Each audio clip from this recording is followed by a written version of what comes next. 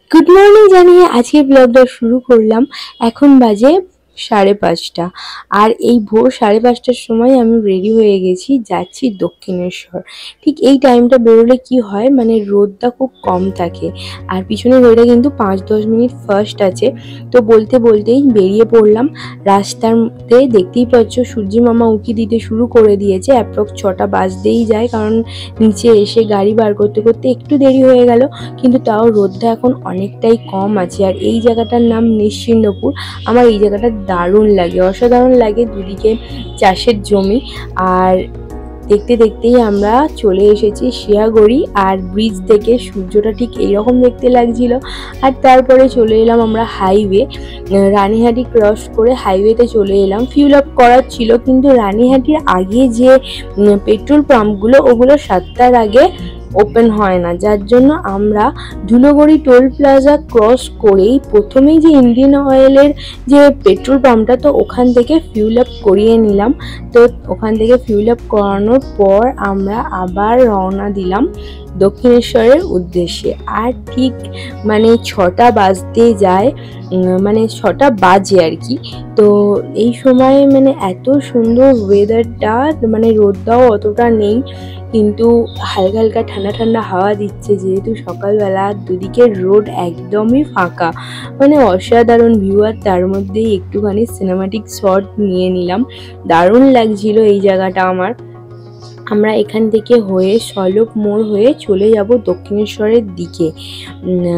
আর আমরা এই টাইমটা কেন বেরোই, এই টাইমটা বেরোলে আমাদের বাড়ি থেকে দক্ষিণেশ্বরের ডিস্টেন্স 52 কিলোমিটার্স। আর বাড়ি থেকে বেরিয়ে আমাদের 1 ঘন্টা 15 মিনিট কি 1 ঘন্টা 30 মিনিট এরকম টাইম লেগে যায়। তার মানে ধরো আমরা 5:30 পৌনে 6টা করে বেরিয়েছি, আমরা ঠিক 7টা 10-15 এরকম করে পৌঁছে যাব। তাহলে কি হলো, ভিড়টাও ঠেলতে হয় না, কারণ যত বেলা হবে ভিড়টা বাড়ে। আর ফাঁকা ফাঁকার মধ্যে পুজোটাও খুব সুন্দর দেওয়া হয়, আর মায়ের দর্শনটা কিন্তু খুব সুন্দর হয়, যার জন্যই আমরা এই টাইমটাই চুজ করি। আর বলতে না বলতেই আমরা চলে এলাম ডানকুনির কাছাকাছি। আর ডানকুনির যে মোড়টাতে ঢুকতেই কিন্তু একটা ডান দিকে গুরুদুয়ার দেখা যায়। আর তারপরে আমরা নিবেদিতা টোল প্লাজার দিকে যাব, কিন্তু নিবেদিতা ব্রিজের ওদিকটা যাব না, আমরা বালি ব্রিজ দিয়েই যাব। এই যে দেখো, মায়ের দর্শন পেয়ে গেলাম। তারপরেই আমরা ওভারব্রিজের নিচে দিয়ে চলে এলাম একদম দক্ষিণেশ্বরের এন্ট্রান্সে। তো ওখানে এসেই রামকৃষ্ণদেবের এই মূর্তি, পার্কিং স্লটে গাড়িটা রেখে দিয়েই আমরা চলে গেলাম যে দোকান থেকে ডালা নেব, তো সেই দোকানে, কারণ জুতোটা খুলে রাখতে হবে। আর এখান থেকে মায়ের মন্দিরটা ক্লিয়ার ভিউ পাওয়া যাচ্ছে। তো আমরা জুতো রেখে শিব মন্দির দর্শন করতে করতে চলে গেলাম গঙ্গার ঘাটে।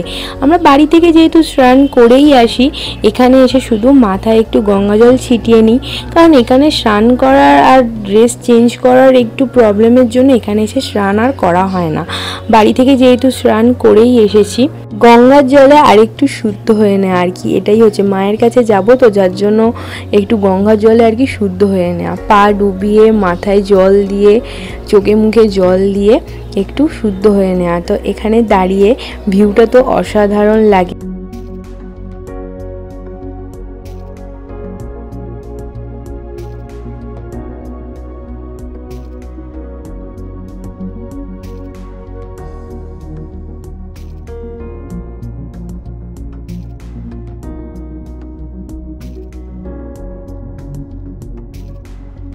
আমি গঙ্গায় 16 আনা দান করলাম, আর তারপর শুভ একটুখানি চোখে মুখে জল দিয়ে নিল, হাত পা ধুয়ে নিল, আর মাথায়ও জল ছিটিয়ে নিল, কারণ এটা একটা রিফ্রেশিং ব্যাপার আছে।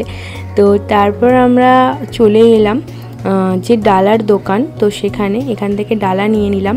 আর আমরা প্রতিবার এসে এই 57 নম্বর দোকানটা থেকেই ডালা নিই, কারণ এই যে ভক্তি কাকা, উনি আমাদের গ্রামের মানুষ, তো প্রতিবার আসলে এখানেই নিই। আগাগোড়াই যখন মানে বিয়ের পরেও যখন প্রথম আসতাম সবাই মিলে, তো তখনও কিন্তু এখান থেকেই নিতাম, আর এখনও নিই। বিয়ের আগেও যখন বাপি মা সবাই আসতো, ওরা কিন্তু এই দোকানটা থেকেই নিত, কারণ যেহেতু আমাদের গ্রামের মানুষ, তো সেটা একটা ভালো লাগে না। আর এখানেই ফোন, জুতো, ব্যাগ সমস্ত কিছু রাখার সুবিধা আছে। তো তোমরা চাইলে এখানে রাখতেই পারো, কাকু খুব ভালো। তো তারপর আমরা ওখান থেকে পুজো দিয়ে, মায়ের মন্দিরে পুজো দেওয়া কমপ্লিট হয়ে গেছে। খুব সুন্দরভাবে পুজো দিয়েছি, মায়ের দর্শন খুব ভালোভাবে হয়েছে।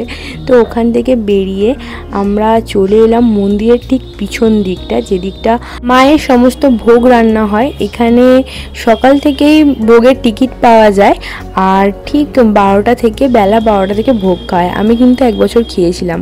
যেমন মায়ের ভোগ তো অসাধারণ, আর ঠিক এই জায়গাটা না একদম পিসফুল, এতটা সুন্দর, আর হরিনাম সংকীর্তন শুনতে পাওয়া যায় মন্দিরের ভিতরে। তো এই জায়গাটা সত্যিই অসাধারণ। তো আমি সিনেম্যাটিক শট তো নেবই এখানটা। তারপরে আমরা চলে এলাম পার্কিং স্লটে। ওখান থেকে শুভ গাড়ি বার করে নিল, কারণ এবার প্রচণ্ড খিদে পেয়েছে।